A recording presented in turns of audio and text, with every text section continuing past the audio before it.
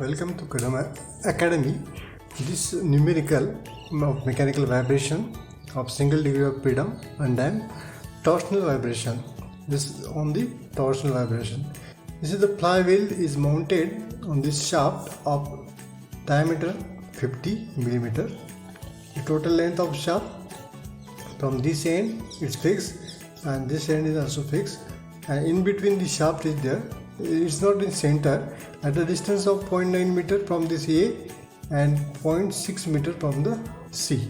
The total distance is shown in figure. Okay, this is the flywheel which is having weight of 500 kg. It is given in the numerical, and with the radius of gyration is 0.5 meter. It is also given data to you, and the shaft is having 50 this mm diameter. This D is the diameter of the shaft, 50 mm. So you can write like this also in terms of meter, and this radius of gyration is 0.5 meter. So G is also given. This material, what we have to find out? Natural frequency we have to find out of this system. Of this system, natural frequency is omega n we have to find out, or the frequency, oscillation frequency we have to find out.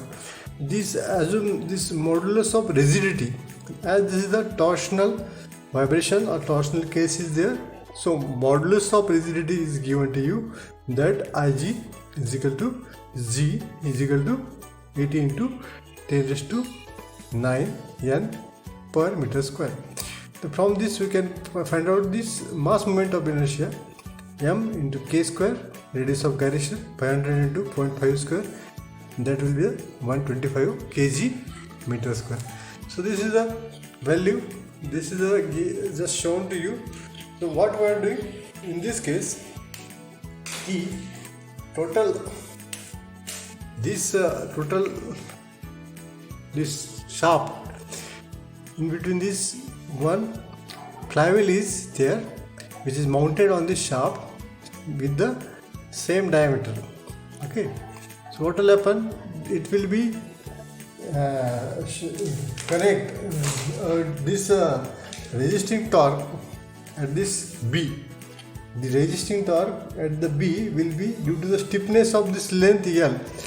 Only due to this length L and this length L, the two different stiffness will be generated, and that two different stiffness of this two length L1. Suppose this is the length I will show you in this diagram. The second diagram is here. The length L1 here and length L2. Okay, I will write here again. This is the L1 and this one is the L2. These two lengths that will create here in this, the rotor it is shown. This is the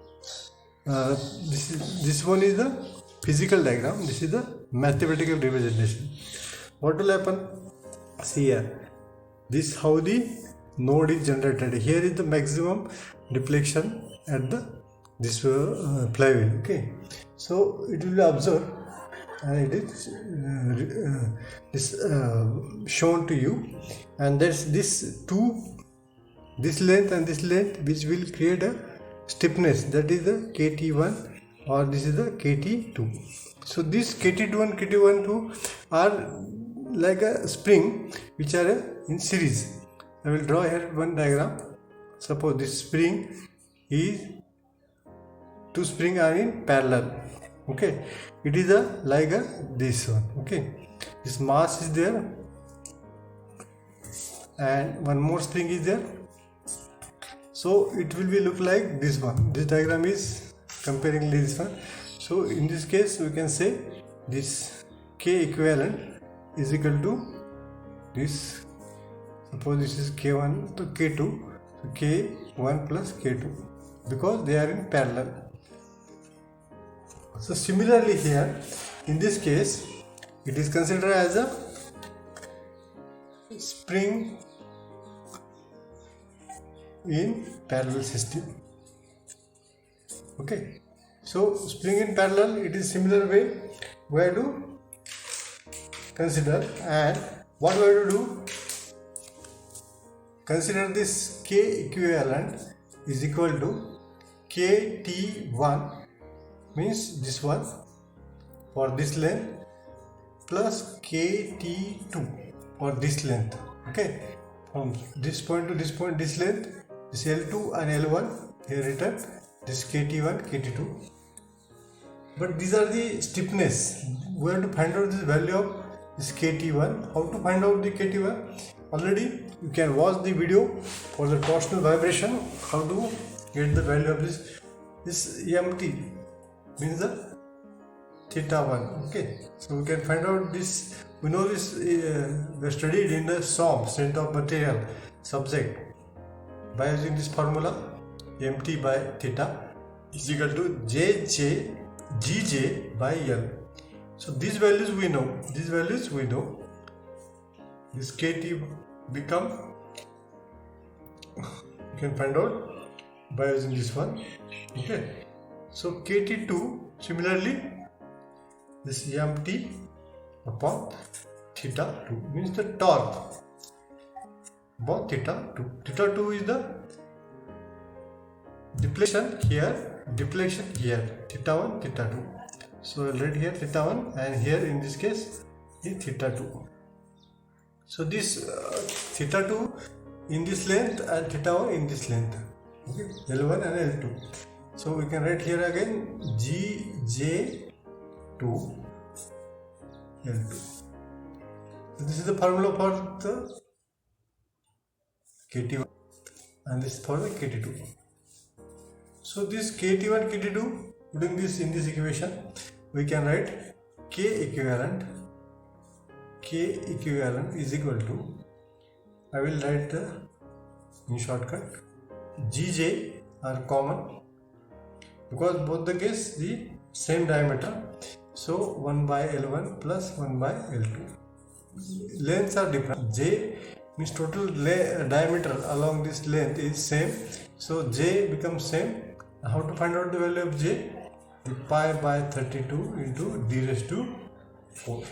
The pi by 32 into 0.05 raised to 4. This value becomes 6.136 into 10 raised to minus 7 meters. M raised to 4. That is the value of J. This putting this value in this KT means the K equivalent. Okay, K equivalent. So AT here in this equation. We are putting this in this equation. We will get value G AT 10 raised to, G is given in the numerical gigapascal. So 10 raised to 9 Newton per millimeter square or megapascal. So you can put this value 6.136 into 10 raised to minus 7 inside the bracket, 1 by 0.9 plus 1 by 0.6. Okay, so K equivalent becomes here. Now directly I will solve it on calculator. Just first solve this one and again remaining one. So we'll get the value 1.364 into 10 raised to 5. That is a Newton meter per radian. This is the stiffness. But this stiffness is nothing but the torsional stiffness. Okay, torsional stiffness. So similarly, we know that omega n is equal to formula for this one KT, that is the K equivalent, nothing but the KT. Also we can here write this is as KT. Okay, this K equivalent or KT divided by m we can in case of spring mass system.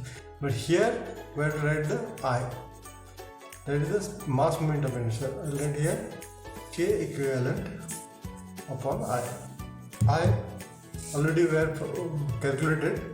That is the in this for the flywheel already we have calculated I here in this case. So just put the value of